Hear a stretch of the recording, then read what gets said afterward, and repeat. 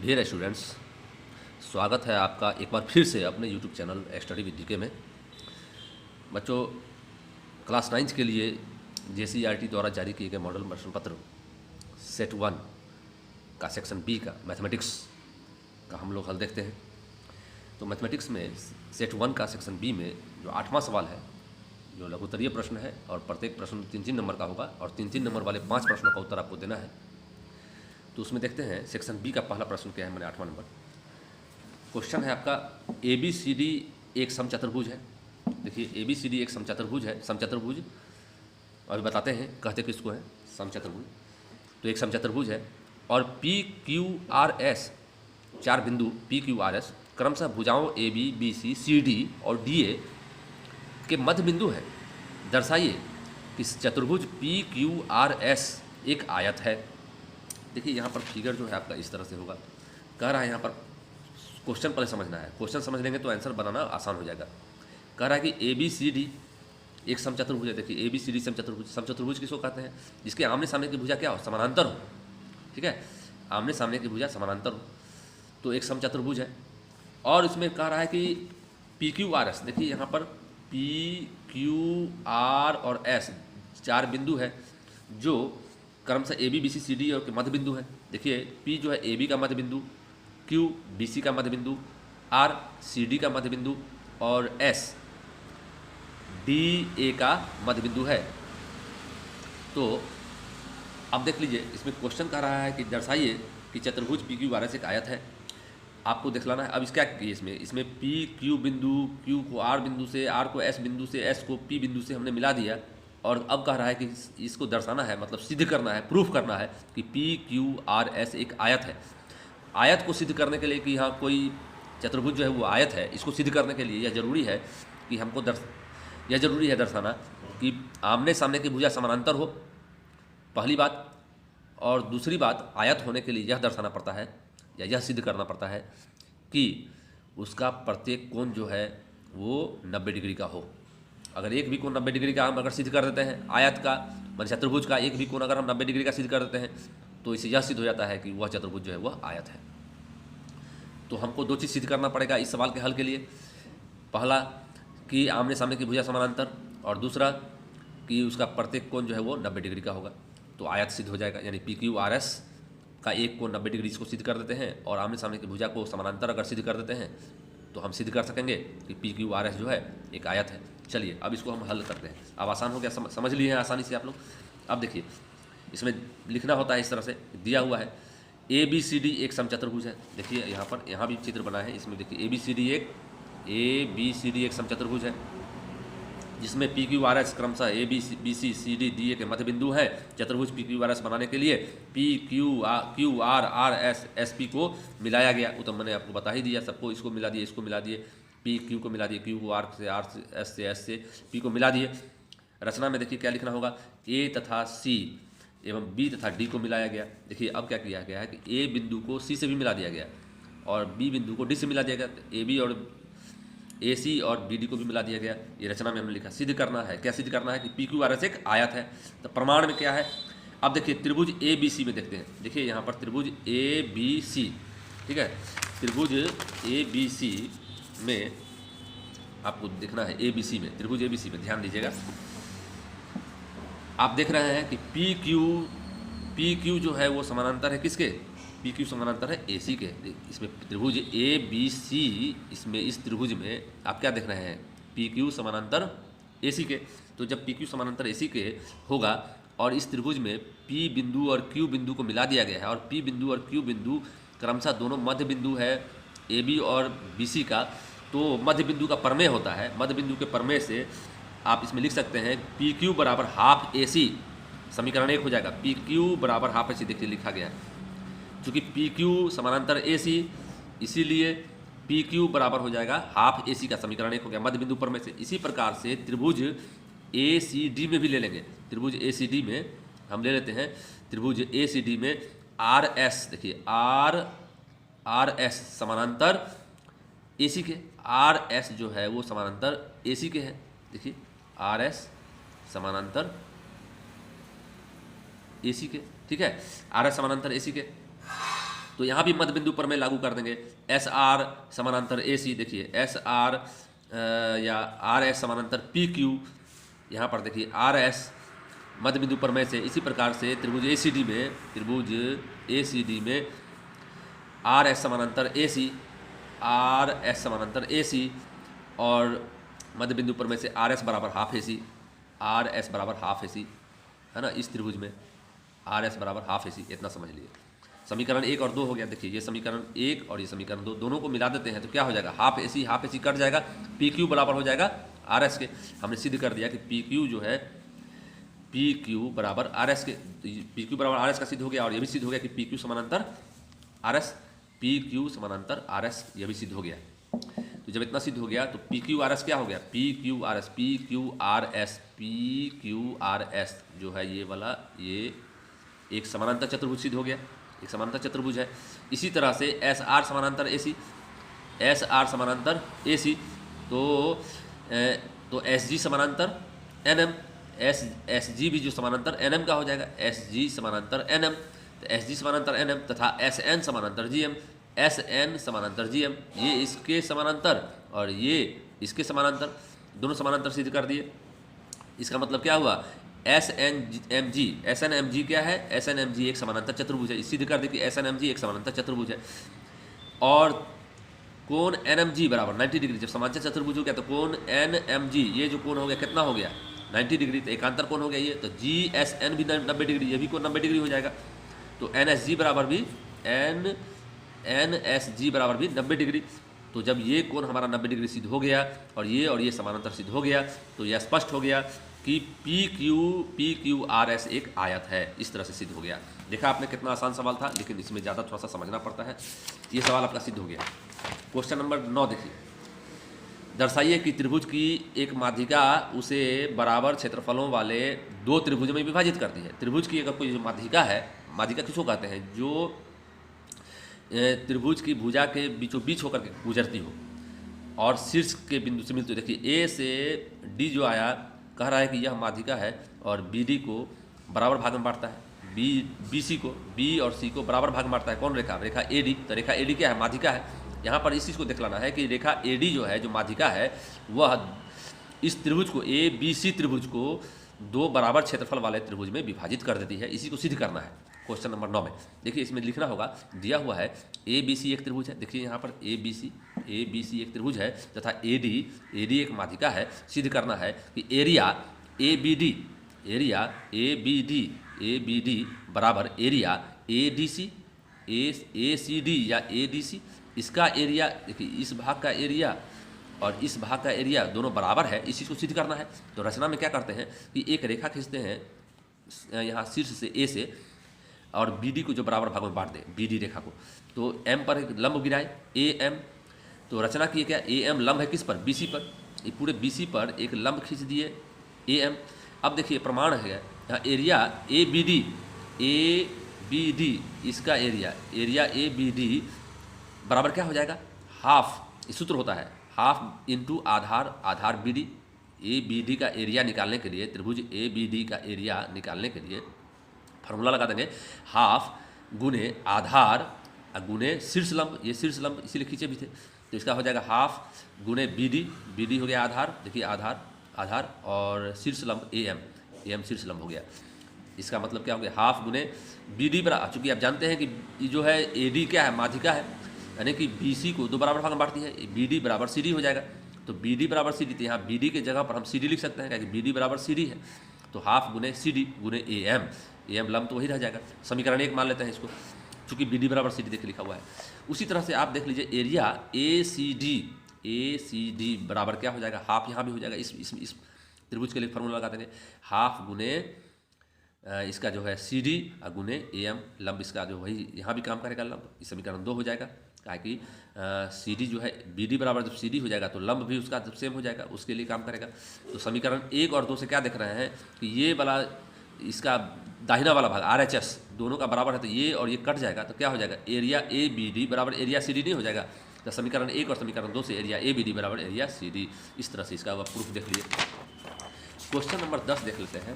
Question number 10 है, सिद्ध कीजिए कि वृत्त की जीवा बराबर जीवाएं, देखिए यहाँ पर पी क्यू एक जीवा है और आर एस दूसरा जीवा है, तो बराबर जीवा है दोनों, पी क्यू और आर एस दोनों बराबर है, दोनों जीवा है ना। तो कह रहा है सिद्ध करने के लिए कि 10वां क्वेश्चन कि वृत्त की बराबर जीवाएं केंद्र पर, केंद्र यहाँ देखिए ओ है, पर बराबर कोण अंतरित करती है, मतलब कोण, ये कोण जो है पी ओ क्यू ये जो कोण है और आर ओ एस जो कोण है, कह रहा है कि दोनों कोण बराबर होगा। अगर दोनों जीवा बराबर है तो दोनों जीवा के द्वारा केंद्र पर, वृत्त के केंद्र पर जो कोण बनाया जाएगा वह भी बराबर होगा। इस चीज़ को सिद्ध करना है। तो दिया गया है, अब लिखना होगा आपको, दिया गया है जीवाएं पी क्यू, देखिए पी क्यू बराबर आर एस, सिद्ध करना है कि कोण पी ओ क्यू बराबर कोण आर ओ एस। चलिए प्रमाण में देख लेते हैं। पी त्रिभुज पी ओ क्यू, देखिए एक त्रिभुज बना पी ओ क्यू और आर ओ एस में क्या देखते हैं, पी क्यू बराबर आर एस, दोनों जीवा बराबर है। फिर देखते हैं ओ पी बराबर, देखिए ओ पी बराबर ओ आर, दोनों त्रिज्या तो बराबर होता ही है, तो ओ पी बराबर ओ आर हो जाएगा। उसी तरह से ओ क्यू बराबर ओ क्यू बराबर ओ एस, ये भी त्रिज्या है तो दोनों बराबर हो जाएगा। तो हम क्या देख रहे हैं कि पी क्यू बराबर आर एस, ओ पी बराबर ओ आर, ओ क्यू बराबर ओ एस, सभी आपस में जब बराबर है तो एस एस एस साइड का नियम आपने पढ़ा है कि तब त्रिभुज पी ओ क्यू और त्रिभुज आर ओ एस दोनों क्या हो जाएगा, सर्वांगसम। देखिए सर्वांगसम का चिन्ह है यहाँ, सर्वांगसम होगा।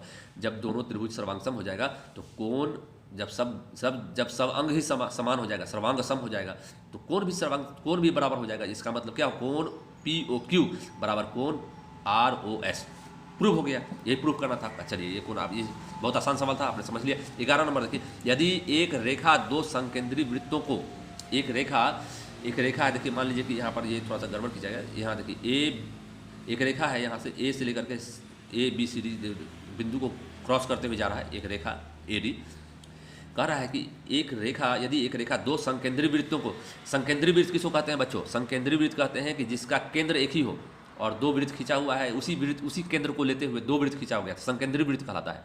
तो यदि एक रेखा दो संकेंद्री वृत्तों को, जिनका केंद्र ओ है, केंद्र तो एक ही होगा चूंकि संकेंद्री वृत्त है, जिनका केंद्र ओ है, तो ए बी सी और डी पर प्रतिच्छेद करता है। अगर वह रेखा दो संकेंद्री वृत्तों को, जिसका केंद्र ओ है, अगर ए बी सी डी चार, देखिए ए बी सी और डी पर प्रतिच्छेद करता है, प्रतिच्छेद मतलब काटता है, तो सिद्ध करना है कि आपको ए बी बराबर सी डी होगा, ये बराबर ये, ए बी बराबर सी डी होगा, इस चीज़ को सिद्ध करना है।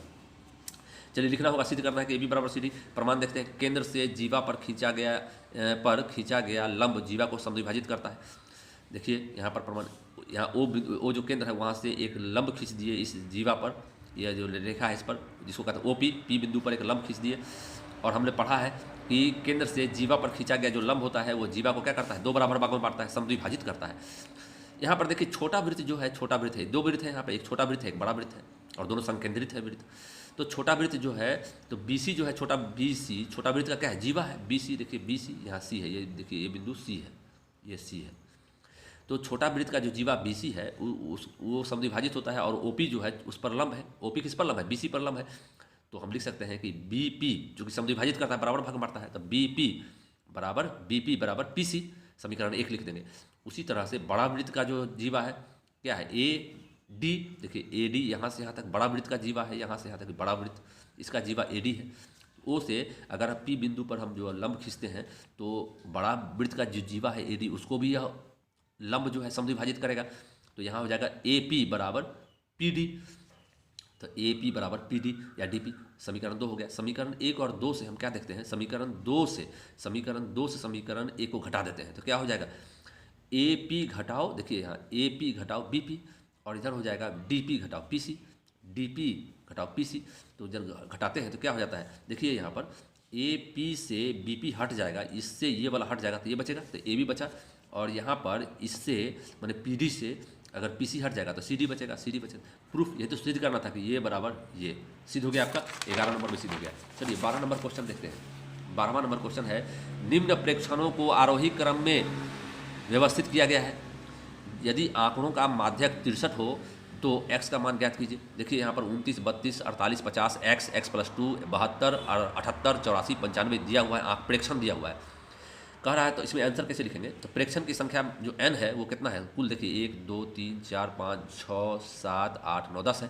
प्रेक्षण n बराबर 10 लिख देंगे जो सम संख्या है। तो सम संख्या जब रहता है तो उसके लिए माध्यक का जो सूत्र है वो है n/2वां पद जोड़ n/2 प्लस 1वां पद बाई 2 होता है। n का मान रख दीजिए, n का मान 10 है, 10/2 2वां पद प्लस 10/2 प्लस 1वां पद, 2 पंचे 10 5 हो जाएगा यहाँ, तो 5वां पद है यहाँ, 2 पंचे 10 5 प्लस 1 5 1 6 6वां पद, तो 5वां पद प्लस 6वां पद बटा 2। देखिए माध्यक तो आपका दिया हुआ है यहाँ 63 है, तो यहाँ पर 63 लिख दिए बराबर, यहाँ 5वां पद देखिए 1 2 3 4 5 5वां पद है, आज 6 छठा पद x + 2 है, तो 5वां पद x है, अब 6वां पद क्या है 6 + x है, तो x + x + 2/2। 63 यहाँ है तो 2 नीचे से गुना हो जाएगा, 63 × 2 और यहाँ हो जाएगा x 2x + 2 हो जाएगा, 2 इधर चला जाएगा, 100 गुना 126 में से 102 घट जाएगा, 124 हो जाएगा, और यहाँ 2x बराबर 124 है, तो x बराबर कितना हो जाएगा 124/2 कटेगा 62। ये आपका आंसर आ गया, यानी ये आपका क्या निकल गया, x का मान निकालने के लिए कहा था, x का मान निकल गया। क्वेश्चन संख्या 13 देख लीजिए। क्वेश्चन संख्या 13 है, बीजों के 5 प्रायिकता से संबंधित है, प्रोबेबिलिटी, उससे संबंधित 2 सवाल है आपका, अभी बतलाते हैं। बीजों के 5 थैलों में से प्रत्येक थैले से 50 की, देखिए बीजों के 5 थैला बीज का है, उसमें से प्रत्येक थैला में से 50 बीज यदृच्छया मतलब एट रैंडमली है ना, चुनकर उन्हें ऐसी मानकीकृत अवस्थाओं में रखा गया जो अंकुरन के अनुकूल है, ऐसा जगह पर रखा गया जो अंकुरन, ऐसा बीज जो अंकुरन के योग्य है उसको रखा गया। 20 दिन बाद प्रत्येक संग्रह में अंकुरित हुए बीजों की संख्या गिनकर नीचे दर्शाए अनुसार एक सारणी में लिखी गई।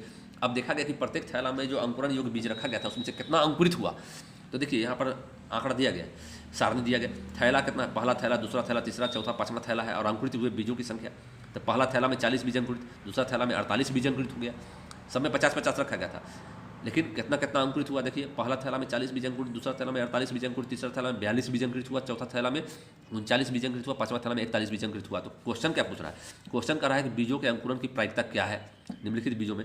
तो पहला पूछ रहा है एक थैले में 40 से अधिक बीज अंकुरन हुआ, इसका प्रायिकता निकालो। दूसरा में कह रहा है एक थैले में 49 बीज अंकुरित हुआ, इसका प्रायिकता निकालो। और तीसरा में कह रहा है एक थैले में 35 से अधिक बीज अंकुरित हुआ है, इसका प्रायिकता निकालो। अब देखिए पहला सवाल का आंसर जो इसमें से 40 से अधिक बीज अंकुरित हुआ उसका, तो कुल थैलों की संख्या कितना है बच्चों, 5 है ना, अभी आपने देखा। और थैलों की संख्या जिनमें 40 से अधिक बीज अंकुरित हुए वो कितना है, देखिए 40 से अधिक, 40 वाला नहीं लेंगे, 40 से अधिक बोला है, तो देखिए 48 है, 42 है, 41 है, यानी कि 1 2 और 3 ऐसा थैला है जिसमें 40 से अधिक बीज अंकुरित हो गया है, तो उसमें उसकी संख्या 3। तो प्रायिकता क्या निकालेंगे, 40 से अधिक बीज हुए अंकुरित संख्या कितना 3, और बटे कुल थैलों की संख्या यही होता है प्रायिकता, तो 3/5 मैंने 0.6, एक आंसर निकल गया आपका पहला का। दूसरा कह रहा है एक थैले में जिसमें 49 बीज है, तो देखिए दूसरा वाला जो है आपका दूसरा आंसर, थैलों की संख्या जिनमें 49 बीज अंकुरित हुए हों, तो देखिए ऐसा एक भी ऐसा थैला नहीं है जिसमें 49 बीज, 48 है, सबसे अधिक बीज अंकुरित जो हुआ उसमें 48 हुआ है, 49 में तो हुआ 49 बीज तो अंकुरित हुआ ही नहीं है, तो उसकी संख्या 0 है। तो ऐसे थैलों की संख्या जिनमें 49 बीज अंकुरित हुआ है उसकी संख्या 0 है, तो प्रायिकता क्या हो जाएगा, P बराबर 49 बीज अंकुरित हुए थैलों की संख्या 0 बटा कुल थैलों की संख्या बटा 5 बराबर 0/5 0, इसका आंसर निकल गया 0। अब कह रहा है कि उन थैलों की संख्या क्या है 35 से अधिक बीज अंकुरित हुआ हो, तो देखिए यहाँ उन थैलों की संख्या जिनमें 35 से अधिक बीज अंकुरित हुए हैं उसकी संख्या 5 है। देखिए सभी जो थैला है सब में 35 से अधिक बीज अंकुरित हुआ है, सबसे कम वाला भी 39 है, तो सब में 35 से अधिक बीज अंकुरित हुआ है, तो ऐसा थैला की संख्या 5 है, और कुल थैलों की संख्या 5 है, तो 5/5 बराबर 1 कट करके 1 हो गया, तो इस तरह से इसका भी आंसर निकल गया। ये 13 का आंसर देखा आपने। 14 नंबर देख लीजिए, इसमें कह रहा है कि 2 बच्चों वाले 1500 परिवारों का यदृच्छया, मैंने एट रैंडमली 2 बच्चों वाले 1500 परिवारों का यदृच्छया चयन किया गया है, और निम्न आंकड़े लिख लिए गए हैं। क्या लिखेंगे, तो परिवार में लड़कियों की संख्या और परिवारों की संख्या 2 1 0, तो वैसा परिवार की संख्या जिसमें सिर्फ 2 लड़की है वैसा परिवार 475 है दिया हुआ है, वैसे परिवार की संख्या जिसमें सिर्फ 1 लड़की है उसकी संख्या है 814, और वैसे परिवारों की संख्या जिसमें कोई भी लड़की नहीं है, लड़की नील है, वैसे परिवारों की संख्या 211 है। तो कहता क्या है सवाल, यदृच्छया चुने गए उस परिवार की प्रायिकता ज्ञात कीजिए, प्रोबेबिलिटी ज्ञात कीजिए जिनमें 2 लड़कियां हों, पहला। दूसरा कह रहा है एक ही लड़की हो, और तीसरा कोई लड़की नहीं हो, इसको ज्ञात करना है। कि पहला, एक परिवार में 2 लड़कियां होने की प्रायिकता क्या हो जाएगा, तो 2 लड़कियों वाले परिवारों की संख्या कितनी है बच्चों, देखो ये यहाँ 2 लड़कियों वाले परिवारों की संख्या 475 है, यहाँ 475, कुल परिवारों की संख्या कितना है, तो 1500, इस सबको जोड़िएगा तो 1500 हो जाएगा, 1500 475/1500 काटिएगा तो 19/60, ये आंसर निकल गया पहला का। दूसरा कह रहा है कि एक लड़की हो, इसका प्रायिकता निकालना। तो एक परिवार में एक ही लड़की होने की प्रायिकता बराबर क्या हो जाएगा, एक लड़की वाले परिवारों की संख्या, एक लड़की वाले परिवारों की संख्या कितना है, 814 है। देखिए 814, तो 814 बटा 1500 हो जाएगा, कुल परिवारों की संख्या 1500। तो काटेंगे तो उससे 407 बटा 407 150 हो जाएगा। ये आंसर दूसरा का निकल गया। और कह रहा है कि जिसमें एक भी लड़की नहीं हो, उस वैसे परिवारों की संख्या जो है उसका प्रायिकता निकालिए। तो बिना लड़की वाले परिवारों की संख्या बराबर क्या हो जाएगा, एक भी लड़की नहीं वाले परिवार की संख्या बटे कुल परिवारों की संख्या। तो एक भी लड़की नहीं है जिसमें, उसमें परिवार की संख्या 200, ऐसा परिवार की संख्या 211 है, तो 211 और बटा 1500, कुल परिवार की संख्या 1500। तो इस तरह से इसका भी आंसर निकल गया।